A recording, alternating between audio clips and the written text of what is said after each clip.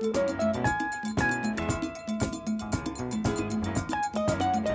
well. Good morning, Mr. Warwick.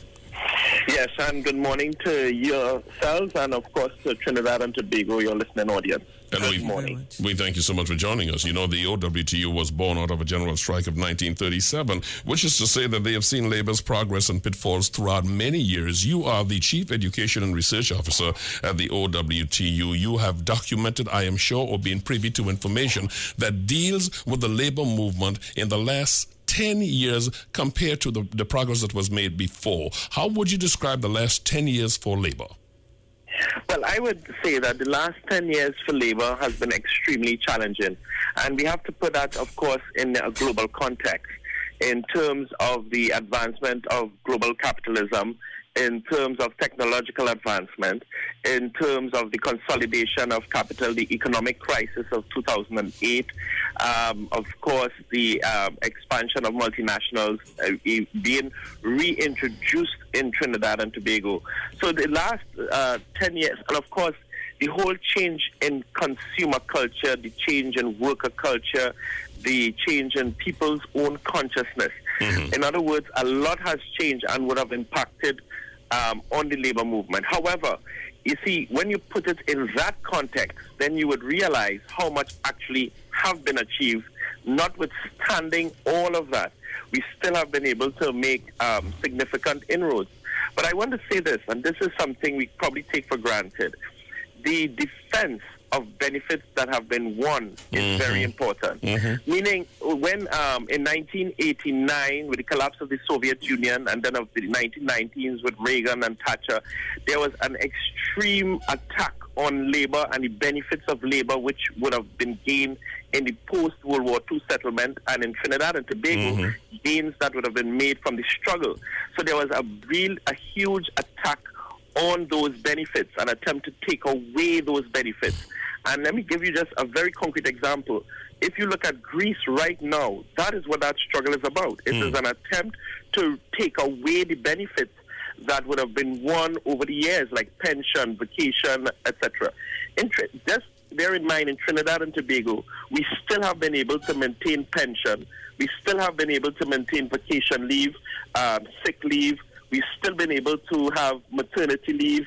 We still have been able also to have COLA and index COLA for that matter, even though there have been huge attempts in the last 10 years to take those gains away. Mm-hmm. So I would say, in terms of the labor movement in Trinidad and Tobago over the last 10 years, having to defend those important gains, just the fact that we still have it tells us that it was a bitter struggle. It was difficult in the context of what I shared with you earlier, but we still have been able to maintain that. And I think that is a success in itself. We have been also able to make other gains.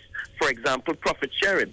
In some of our negotiations, we won profit sharing. That is unthinkable in even European countries where that don't exist at all. But that exists in Trinidad. And that exists because of the strength of the labor movement in Trinidad and Tobago. Ozzy Warwick is our guest this morning. Sharmain? Mr. Warwick, well, let's as I will use Bishop's word. I would say fast forward, and he would say quantum leap, because he's in the space age right now. Let's take it forward now to where we are right now, because what you've said is just laid a very nice foundation for where labor is right now, and it looks nice and rosy and all of that. But then when we hear labor leaders on the platforms, it doesn't sound like that at all. What's the grumble? What's the grouse nationally? Right. No, yes. Well, you see, what I stressed is the struggle, because it's not rosy. I said those struggles were bitter. In other words, we had lots of casualties in those struggles, meaning workers who lost their jobs, workers who were suspended. I mean, it was an incredible, bitter struggle. So it wasn't rosy. It was very thornful, if I may. Now, where are we right now? Having said all of that, we are in a situation where a government came into... I want to get straight into the heart of the matter here now. They came into power in 2010 with a commitment to implement the workers' agenda. You paint a very beautiful picture, well, an achievement picture, rather, for the for the labor movement. However, when we hear those speaking of the reality of today, there seems to be a very clear disconnect. You were articulating that disconnect for us. Yes, I was attempting to clarify. Thank you. So we have a situation where the current government came into office on the promise and commitment of implementing the workers' agenda. Okay? Now, the workers' agenda came out of National Casabo in 2010, where some 500 officers and shop stewards activists came together and said, this is our agenda. This is the workers' agenda. The government said they will implement. And what we have seen, to say quite frankly, is a complete turnaround and, from our point of view, a betrayal of workers in that sense. And what do I mean? In the first instance, let us just talk about, I want to first talk about the main, one of the mainstay of trade unionism, which is negotiation. Mm-hmm. You hear the government boasting about 90-something negotiations settled, and we kept asking them, name those negotiations. They are yet to do so. So we challenged that. We also said, listen, the settlement of any negotiations came on the backdrop of huge mobilization. In case Trinidad and Tobago forgot, we were all over the country. We were in Arima, Sangre Grande. I mean, it was mass mobilization against a 5% wage cap. Mm-hmm. And as a matter of fact, it was during that mass mobilization across the country that we had called, in case persons forgot, we had called for a general strike. And it was mobilizing towards a general strike that the government saw it fit to call a state of emergency. Mm-hmm. And we argued, we said, okay, you said that the state of emergency is about crime. Well, why don't you amend the regulation which prohibits having public meetings, distributing pamphlets, because I don't think the criminals are having public meetings or distributing pamphlets. So if that state of emergency is not against the trade union movement, then amend the regulation so we could continue with our mobilization. It was never done. As a matter of fact, the state of emergency, in case we forgot, was extended.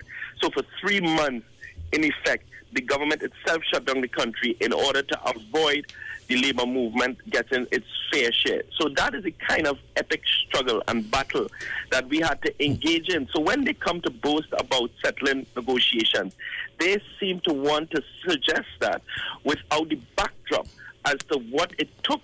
It took the petroleum company, the workers at Pt.1, threatening national strike action, in case we forgot, in February of 2012.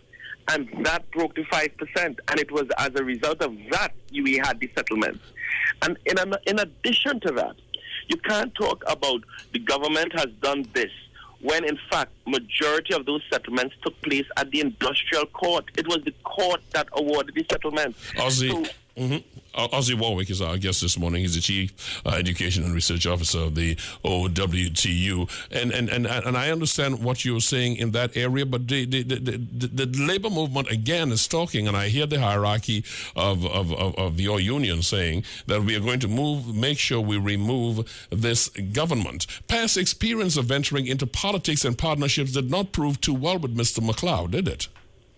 Well, it's interesting that the theme for Labor Day this year was betrayal of workers, betrayal of the country. In our mind, he has indeed betrayed us and betrayed his mission, because he was sent there with a very specific mission.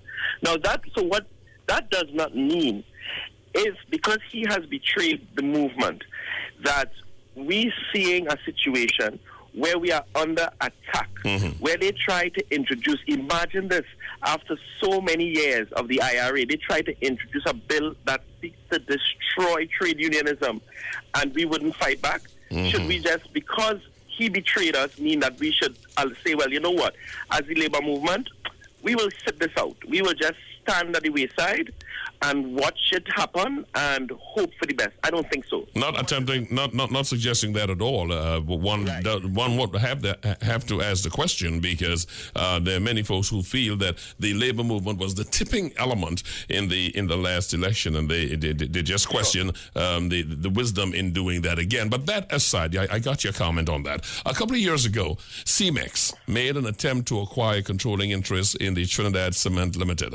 This was stopped through objections from your union. Now, with falling share values right now, a second wave is being attempted. I want you to briefly make clear to our listeners who is Cemex and why should nationals be concerned should they take over TCL, the Trinidad Cement Limited? That is such a crucial question. I'll tell you why that question is crucial. It's probably more crucial than you even realize.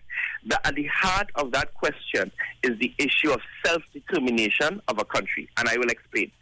Cemex is not just a by-the-way company. It is a huge multinational. It is the third largest cement in this company in the entire world. And what has been happening globally has been an attempt to what you call consolidate wealth in the hands of a few.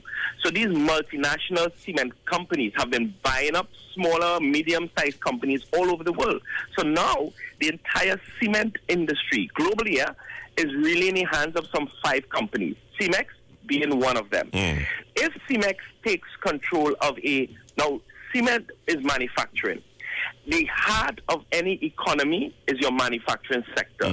Yes, we are blessed with oil and natural gas, but in the end, any economy cannot thrive without a very vibrant manufacturing industry.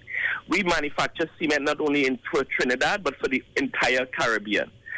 TCL is not even only a Trinidad company, it's a Caribbean-wide company with plants in Jamaica and Barbados. If this multinational giant takes over TCL, one of the things is that the country would have lost the largest, not one of, but the largest manufacturing company we have. We would have lost that. Therefore, and in addition to that, it meant that TCL will come off our local stock exchange. So the idea of having a vibrant stock market right here locally, we would have lost a major company. Let me put that in the backdrop of the fact that we have lost a methanol plant. Remember that? We've lost that. We've lost Royal Bank, so that's finance.